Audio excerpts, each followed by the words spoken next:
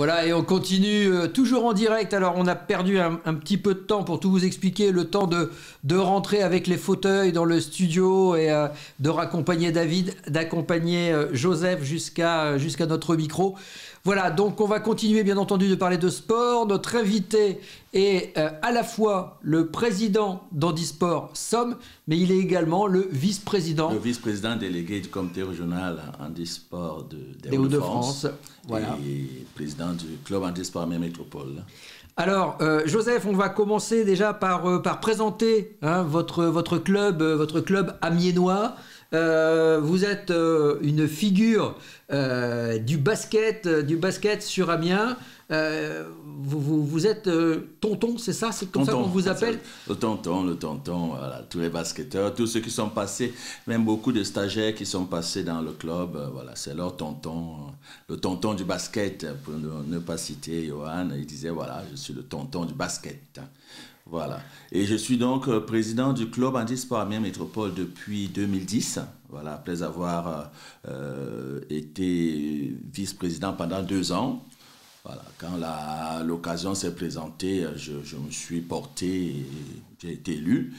Et l'une amenant l'autre, j'ai accepté de me présenter au poste de président du comité départemental en octobre dernier, suite à mon élection en tant que vice-président délégué du comité régional du sport des Hauts-de-France. Ça fait dans la politique du comité régional à l'heure actuelle qui voudrait vraiment travailler avec tous les 5 départements. C'était même le meilleur moment pour dire que voilà, je suis dans le comité des Hauts-de-France, mais je porte en même temps mon département, la Somme. Alors justement, dans votre département de la Somme, où vous êtes donc président, oui. On y retrouve quoi comme activité sur Handisport Somme? Nous avons 22 clubs affiliés à ce jour et qui propose donc un panel d'activités, donc ça va des sports d'adresse au sport avec le basket, le chambara, je prends comme ça ce qui me vient. Il y a de l'escrime, il y a la boccia, la sarbacane, ça c'est vraiment fait pour le coup, c'est présenté, c'est proposé par le club. Voilà, donc j'ai les 2 casquettes, donc j'espère que je ne vais pas m'y perdre, parce qu'au niveau du club Handisport Amiens Métropole, on va avoir donc la Sarbacane, qu'on aura aussi sur d'autres clubs comme à Pont-Rémy, il y a un club Sarbacane. Après, on va avoir la boccia donc pour nos profils handicap lourds. On a le tennis de table, natation, activité aquatique, j'enchaîne. Le tir à l'arc, non aux malvoyants. On a même des archers qui tirent en fauteuil.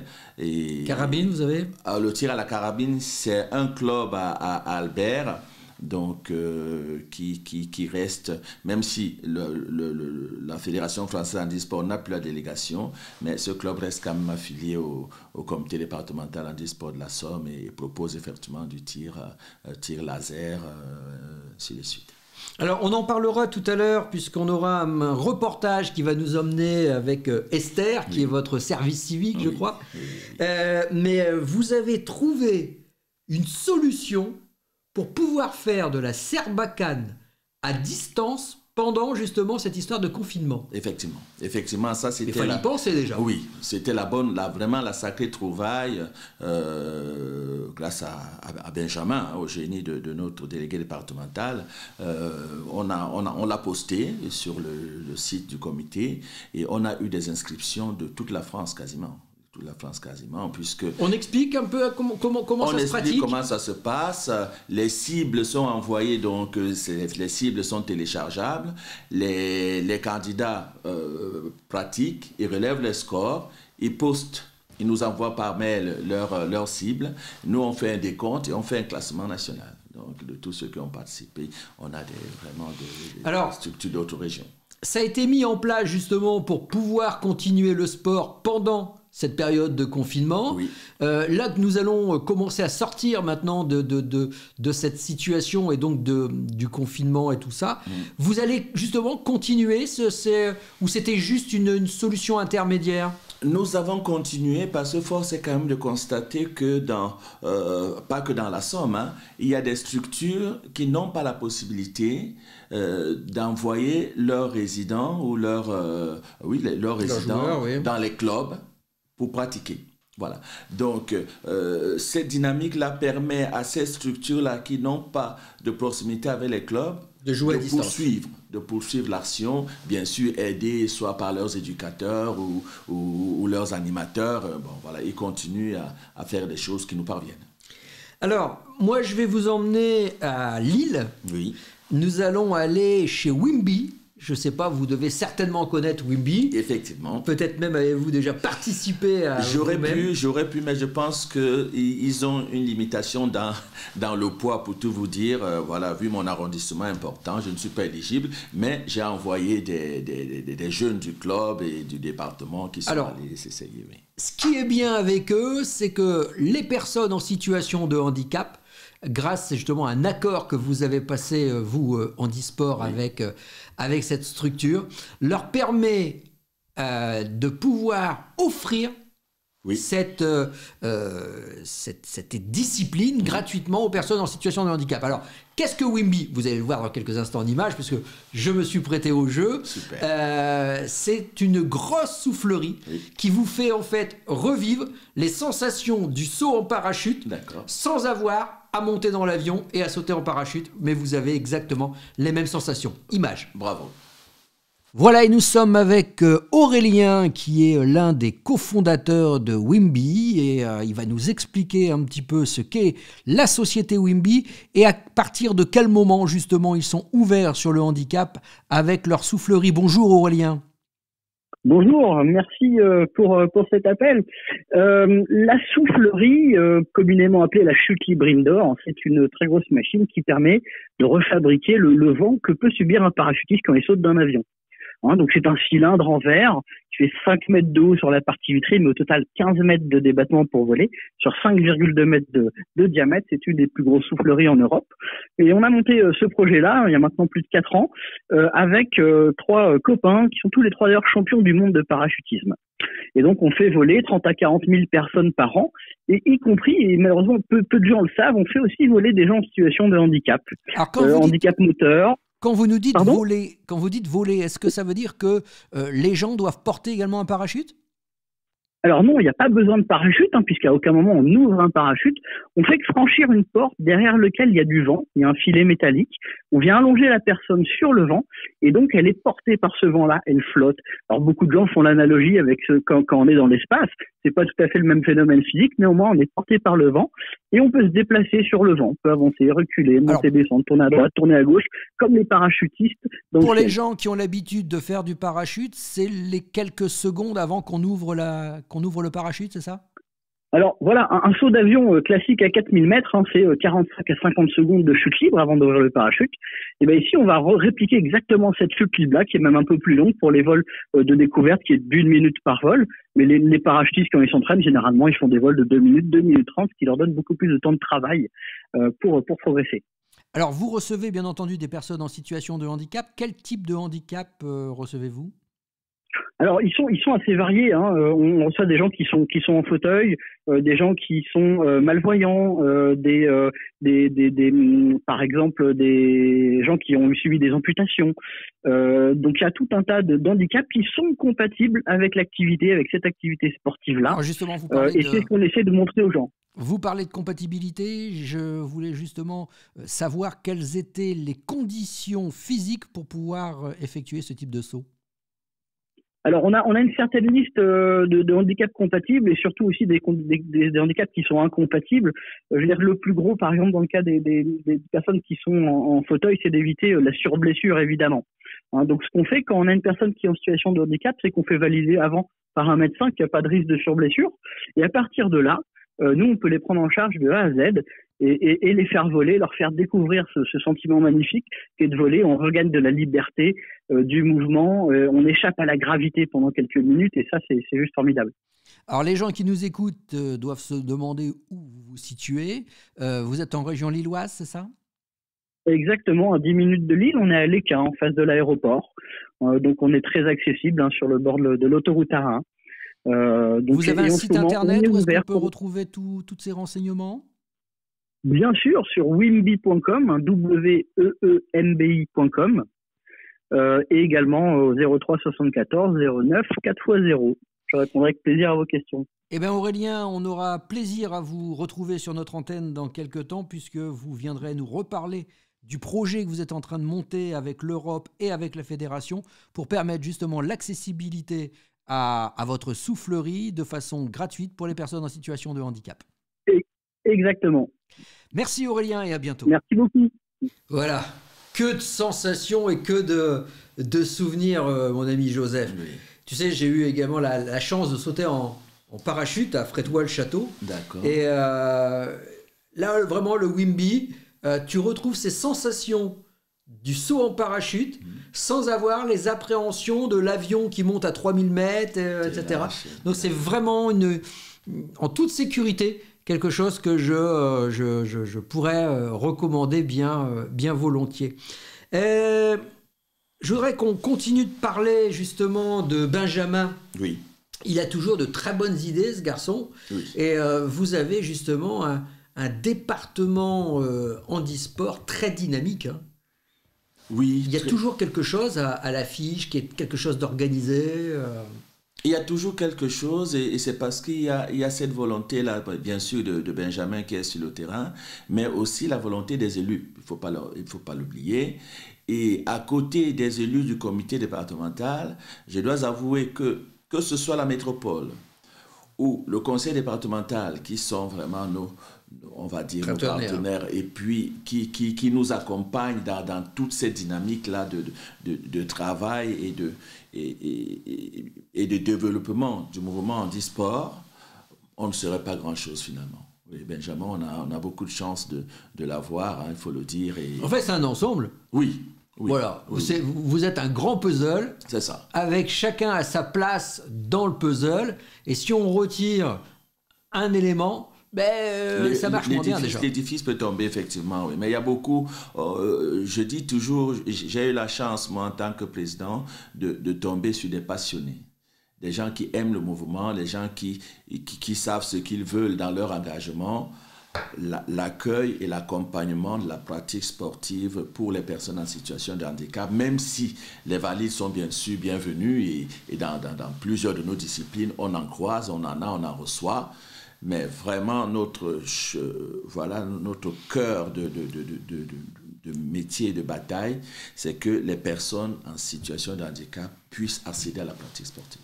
Alors, justement, ce n'est pas votre cœur de métier, parce que vous êtes une association et vous n'en faites pas votre métier. Absolument. Alors qu'on voit fleurir maintenant des gens qui ont fait du handicap leur business, qui forment effectivement au sport en handicap, mais parce que derrière, il y a de l'argent, parce qu'on va aller chercher des budgets, parce qu'on va faire payer les gens, etc. Alors que vous, on a bien compris, vous reposez sur le mode associatif, sur la volonté et vraiment l'envie d'être ensemble. Et c'est pour ça que vous êtes le tonton. Merci. C'est parce que vous êtes une famille. Oui, merci vraiment pour cette rectification. Ouais. C'est pas un métier, nous sommes tous bénévoles, pour ainsi dire. Mais c'est bon d'amener cette nuance-là. C'est paradoxal. Le petit... on ne peut pas faire du handicap le business. C'est impossible et je suis d'accord. Je suis très heureux de l'entendre. Le handicap, c'est quelque chose qui est vécu par des gens qui sont dans notre situation. Et cet handicap, il ne peut être partagé que par des gens qui ont vécu cette situation. Et justement, le but, on est bien d'accord, Joseph, c'est de s'ouvrir aux gens qui sont valides pour comprendre ce que nous vivons et surtout pour partager. L'idée, c'est très bien et je suis tout à fait heureux que les clubs handisport existent, mais aujourd'hui les clubs handisport, ils ont de plus en plus envie et besoin d'inclusion, c'est-à-dire de jouer avec des gens qui sont valides. C'est ça. On est bien d'accord. Absolument. Tant qu'on fera du handicap quelque chose d'extérieur à nous, d'extérieur à la norme, on sera toujours dans ce côté, on n'aide pas nos contemporains à gérer le handicap quand il survient. parce que on le repousse, parce que on en a peur, parce que soit il y a des considérations, voilà, ne t'installe pas dans le fauteuil, ça porte malheur. Voilà, à travers le sport, moi, voilà, le petit effort, la construction que je peux apporter dans cette échelle-là, ça reste une simple différence et une différence toute simple. C'est clair. Voilà. C'est clair et je pense que c'est très bien résumé. On en profite également pour attirer l'attention sur le fait que quasiment aujourd'hui, tous les sports sont accessibles. Alors peut-être pas tous dans la Somme, certes, mais on peut faire du parachutisme, on peut faire de l'escalade, on peut faire du ski. On peut quasiment aujourd'hui tout faire quand on est en situation de handicap. Absolument. Même du karting. Absolument. Et bien c'est ce que je vais vous proposer maintenant. On va aller à Valenciennes. Peut-être déjà, est-ce que tu as déjà été J'ai été à Valenciennes pour des matchs de basket pendant des années. Voilà, c'est... Et bien à Valenciennes, il y a une piste de karting qui s'appelle le DKS. Voilà. Et ils ont 2 kartings qu'ils ont aménagés pour justement les personnes en situation de handicap. Nous nous sommes essayés à ce sport. Image. Bravo. Voilà, donc nous sommes toujours à côté de Valenciennes, à Rouvigny très précisément, piste de karting. Vous vous posez la question, est-ce qu'on peut aller faire du karting quand on est en situation de handicap? La réponse est oui. Je vais maintenant vous le prouver en images. Allez, vous me suivez? On va directement sur les pistes. Ah, Jean-Loup! Alors expliquez-moi un petit peu votre carte alors. Donc c'est un kart biplace. Vous avez côté moniteur, donc 2 volants. Donc les deux, on peut avoir le volant. Les pédales du côté du moniteur, de l'accompagnant. Et du côté passager, on a une ceinture de sécurité pour bloquer. Alors, je vous entends nous dire moniteur. C'est parce qu'en fait, vous donnez également des cours de cartes? On a aussi une école de cartes, donc on donne aussi des cours de cartes. Donc ce kart-là sert aussi bien pour les personnes avec un handicap que des enfants pour les accompagner, pour leur expliquer des trajectoires.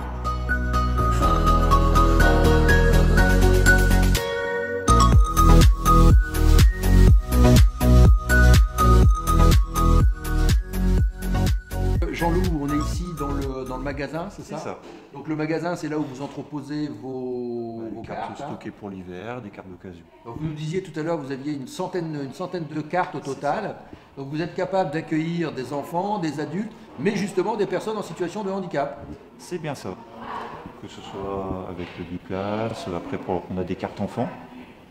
Ensuite les cartes adultes classiques, des cartes un peu plus puissantes 3,90, des 2 temps. Du coup le biplace. Et vous avez un solo, vous pouvez commander au volant. Et un solo qu'on peut commander au volant. Michel, alors vous êtes l'heureux propriétaire de ce circuit. Vous avez souvent des personnes en situation de handicap qui viennent s'essayer aux cartes? Non. On a gardé un kart exprès, celui que vous avez vu avec les paillettes au volant, mais en fait malheureusement il ne sert pas. Voilà. Malheureusement ça ne se développe pas. Vous parliez de groupe, ça veut dire qu'aujourd'hui un comité d'entreprise ou une association peut organiser en fait un groupe et à la fois donc on peut privatiser. Voilà, c'est ça, on privatise. On peut privatiser, on a déjà plus jusqu'à 300 personnes. Tout dépend, c'est une histoire de budget, mais après on peut faire réunion de travail, réunion pour faire plaisir, repas avec le restaurant, on peut faire un bon repas, une formule de carte, l'endurance, on fait ce qu'on veut en fait. Bon. Présentation de produits. Eh ben écoutez, merci. Voilà, tout ça pour vous montrer qu'effectivement tout est possible et tous les sports sont accessibles. Joseph, aujourd'hui, une personne aurait envie justement de se lancer au sport, mais il n'est pas vraiment sûr de son coup. Est-ce qu'il y a des possibilités justement de pouvoir découvrir un sport avant de s'engager, de prendre sa licence? Vous faites des journées de découverte, des choses comme ceci? Oui, nous faisons des Open dans l'année, généralement sur le début de l'année scolaire, octobre, voilà, 1er, 2e, voire 3e week-end d'octobre. Nous, dans la Somme, nous avons à l'heure actuelle signé des accords avec le collège Sagebien, en partenariat. Nous sommes en train de mettre sur pied ce que nous appelons l'école handisport. Alors, le principe de cette école, c'est qu'on va proposer plusieurs disciplines différentes en handisport sur 5 ou 6 séances où les jeunes qui sont inscrits vont s'essayer à ces disciplines-là. Si ça marche pour l'une, ils s'engagent. Voilà, s'engagent avec les clubs. Vraiment, la finalité de l'action départementale va être pour que ça finisse dans les clubs et du département et même d'ailleurs. Du moment où l'enfant, le jeune découvre l'activité, il peut pouvoir recevoir une structure ou pratiquer. Quelles sont les dates fortes à retenir sur cette saison ? Les dates fortes à retenir sur cette saison, on va avoir le programme, le IFAV là, pendant toutes les vacances d'été qui vont arriver. On a vers le 11, 12, 13 avril, on va avoir une rencontre avec les jeunes. Les informations sont sur le site du comité. Bon, après, en octobre, donc, on aura effectivement l'Open pour le début de saison avec tous les clubs qui sont affiliés au département qui viennent proposer les activités. On aura l'occasion d'en reparler, bien sûr. Avec plaisir. D'ici là. Eh bien, écoute, je te remercie de ta visite, mon cher Joseph. Merci pour ton invitation. Tu transmets, bien entendu, notre amitié à tout l'ensemble de ton équipe qu'on a eu l'occasion de rencontrer dans le Landy Road Tour de la GFIB. Et puis, on va faire un petit clin d'œil à Esther qu'on va voir maintenant, puisqu'il y a quelques semaines de cela, on a eu un duplex avec votre petite service civique qui nous a raconté justement comment vous vous organisiez pendant cette période de confinement. Et merci au conseil départemental qui nous a proposé ces volontaires services civiques. C'est vraiment, c'était une idée géniale. Voilà, et merci Joseph, et tout de suite Esther pour vous.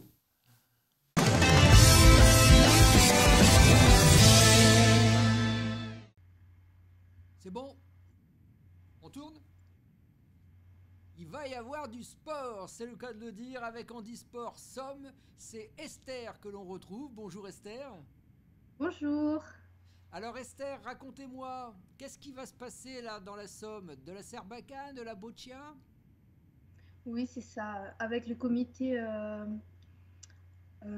départemental handisport de la Somme, on va organiser 2 challenges, Sarbacane et Boccia, durant ce mois. Alors, pas le même jour, bien sûr. Non, les challenges sont organisés en 6 défis. Un défi à réaliser par mois, de janvier à juin 2022. La Sarbacane, on connaît, hein, on va pas réexpliquer ce qu'est la Sarbacane. Par contre, j'aimerais bien qu'on revienne un petit peu sur la Boccia, puisque tout le monde ne connaît pas ce sport qui se généralise de plus en plus maintenant chez Handisport. Racontez-nous un petit peu ce qu'est la Boccia. Alors la boccia, c'est un peu comme la pétanque, sauf que voilà, les balles, elles sont un peu plus mou, un peu plus légères en fait. Ouais, voilà, un petit peu pour les personnes en situation de handicap. Alors ça va se passer où vos défis? Il y en a un déjà qui va se passer à Amiens, mais ça va tout se passer à Amiens. Ça se joue également dans d'autres villes de la Somme? Alors, elle ne s'organise pas en présentiel, c'est plutôt, en fait, elle s'organise en distanciel. Du coup,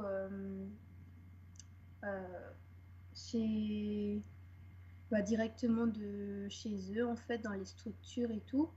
Et en fait, nous, on a contacté plusieurs structures, des EHPAD ou des IME dans tout le département de la Somme, pas seulement sur Amiens.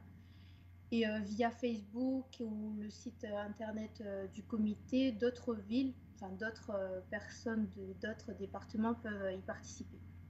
Alors là, il va falloir que vous m'expliquiez, parce que j'ai du mal à comprendre comment on peut participer à un championnat de Sarbacane ou de Boccia en étant chez soi. Alors en fait, par rapport à ça, on a mis en place ces challenges en distanciel, c'est par rapport à la crise sanitaire.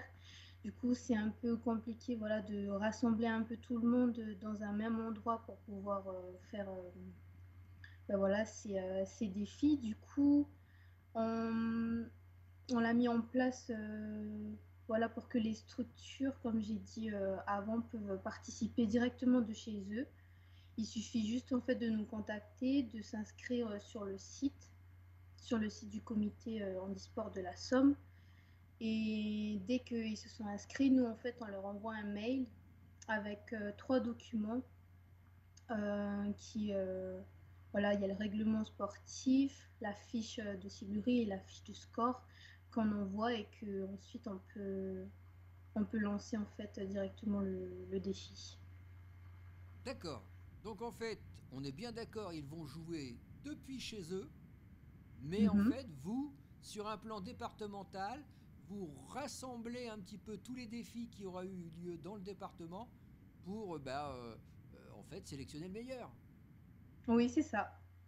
Alors à ce jour, vous avez combien de participants? Alors, on a mis en place déjà pour la Sarbacane et je pense qu'on est 7 participants pour l'instant. Et ils Mais se filment? voilà. Pardon? Ils sont filmés? Non, non, là, on laisse vraiment voilà, en pleine confiance, on va le dire, aux participants de, voilà, de jouer le jeu, de faire voilà, dans les règles, de ne pas tricher et tout. Mais voilà, non, on ne peut pas avoir un contrôle vraiment sur tous les défis. Esther, que je comprenne bien. Par exemple, je suis l'EHPAD de Albert. Je décide de participer à votre jeu avec donc mes résidents. Il suffit donc de s'inscrire, j'organise le jeu avec mes résidents et après je vous transmets le nom de celui qui aura gagné. C'est bien ça? Oui, c'est ça. Ben, on a une petite fiche de score qu'il faudra nous renvoyer. Et sur la fiche de score, en fait, on a un petit bonus de 10 points où il faut faire une photo pour prouver que voilà, pour que les résidents, en fait, ils ont bien fait le défi et tout. Vous nous rappelez l'adresse du site internet sur lequel on peut retrouver toutes ces informations? Alors, sur le site internet du comité, c'est www.handisport-somme.org.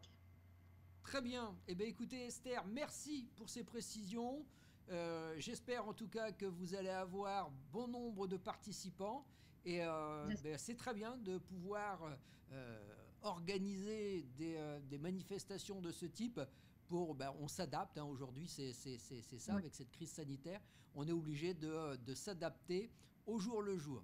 Passez une excellente fin de journée et donc on invite toutes les personnes qui seraient susceptibles d'être intéressées pour participer soit au challenge de Sarbacane, soit à celui de la Boccia, de se rapprocher d'Handisport Somme. Bonne fin de journée. Merci. Merci.